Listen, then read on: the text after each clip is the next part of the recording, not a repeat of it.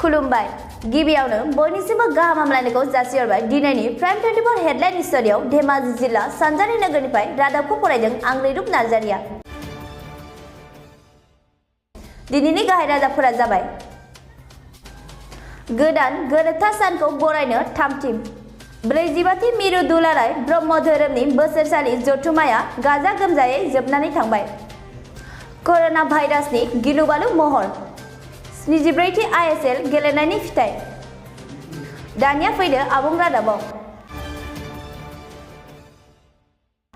7 फेब्रुवारि खालारखालि दानि बिटिआरनि सिङाव थानाय जांख्रिथाय गेलेग्रा फोथाराव रोजा रोजा बर'फोरा बर'नि थामथि गोजोन फोरबोखौ बरायनो थाखाय थामथिम जाजोब्बाय। गाहायै बे बराय फोरबोखौ फालिनो बर'नि गासैबो माहारियारि आफादफोरा जथायै खुंनो आखायाव लानाय जादों। बे बराय फोरबोआव सुलु मोननाय बायदिब्ला भारतनि गाहाय मन्त्रि नरेन्द्र मदिआबो बाहागो लाफैगोन। बेजों लोगोसे आसामनि सरकार आरो दानि BTC सरकारजों बे जथायै फोरबोखौ खुंनायाव मदद होफानाय जागोन। बे बराय फोरबोआव दानि बिटिआरनि बायजोनिफ्रायबो गोबां रोजा रोजा बर' रायजोफोरा बाहागो लाहैगोन। दासिम सुलु मोननाय बायदिब्ला धेमाजि जिल्लानिफ्रायबो 5,000निफ्रायबो बांसिन सुबुं बाहागो लाहैगोन होनना फोरमायहरदों। दानिया फै धेमाजि जिल्लानि UBPनि गाहाय नेहाथारिनि बरायथि फोरबोआव नुजाथि हैनायनि बिबुंथि फोरमायहरनायनि नुथाय नायदिनि। गिबियाव धेमाजि जिल्ला खौसेथि बर' सुबुं आफादनि जानानै बयखौबो खुलुमनाय जाबाय।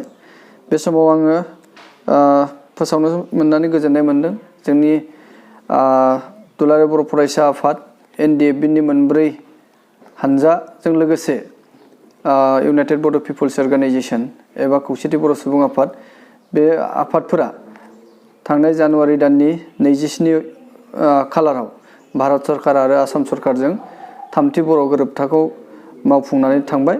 दा बै बर' गोरोबथाखौ लानानै धेमाजि जिल्ला खौसेथि बर' सुबुं आफादा थांनाय 28 जानुवारियाव जोङो मोनसे बरायनाय हाबाफारि लादोंमोन।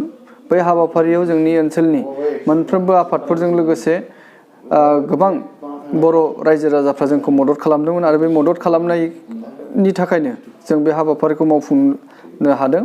आरो दा जोङो दुलाराय बर' माहारि हिसाबै जोंनि नैबे थामथि बर' गोरोबथाखौ बरायनाय जोङो आखायाव लादों।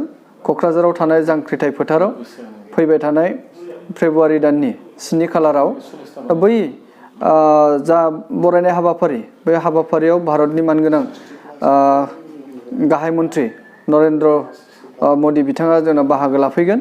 दा बै बाहागो लाफैनायाव जोङो धेमाजि जिल्ला खौसेथि बर' सुबुं आफादनि जानानै गासै 5,000 सुबुं जोङो बेवहाय बाहागो लानो थांदों।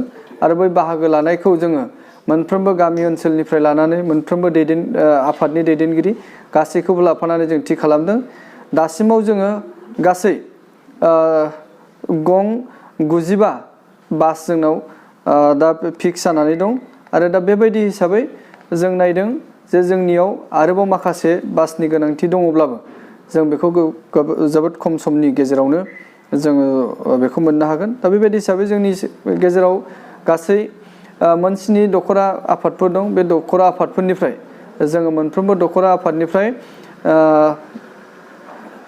जोङो टारगेट हिसाबै 800 लादोंमोन। दा बेवहायबो दखराया खायसे गुवारसिन थाबाय खायसे फिसा थाबाय। दा बेनिखायनो जोङो 600निफ्राय 1000 बेबायदि हिसाबै जोङो लादों।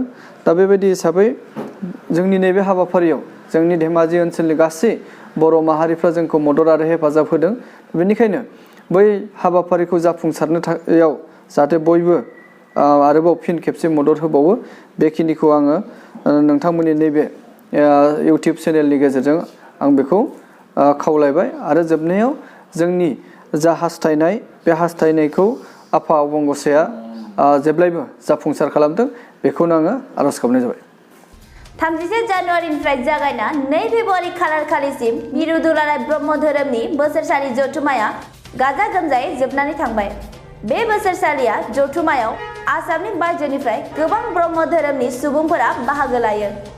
बे बोसोरसालि जथुम्मायाव गोबां समाज फोसावनायजों लोगोसे गोबां हाबाफारि लाना खुंनाय जायो। बे बोसोरसालिया जथुम्मानि गेवलां मेलाव राज्य सभानि एमपि बिश्वजित दैमारिया बाहागो लायो आरो 113 समस्तिनि एमएलए रनज पेगु बिथाङा बाहागो लायो। दानिया फै माखासे नुथाय नायदिनि। गिबि साननि गिबि हाबाफारि बेखेवनाय सहाय नुजाथिनो थाखाय गुरु खावलायबाय। अरां ब्रह्मबाबा आरो सुबुं अननानै मुस्लिमा जांस्रि गयारि दा बिथांखौ बांलाय आफादनिफ्राय जोंनि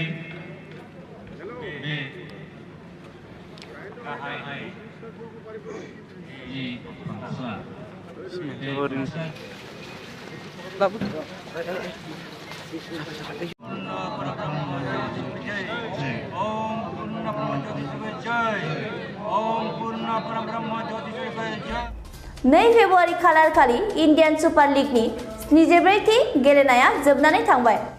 बे गेलेनाया जामशेदपुराव कलकातानि हेंथायै गेलेनाय जादोंमोन। बेयाव कलकाताया 3-0 गलाव देरहासार जायो। दिनैनि रादाबखौ एसेयावनो फोजोबनाय जाबाय। गोजोन्थों।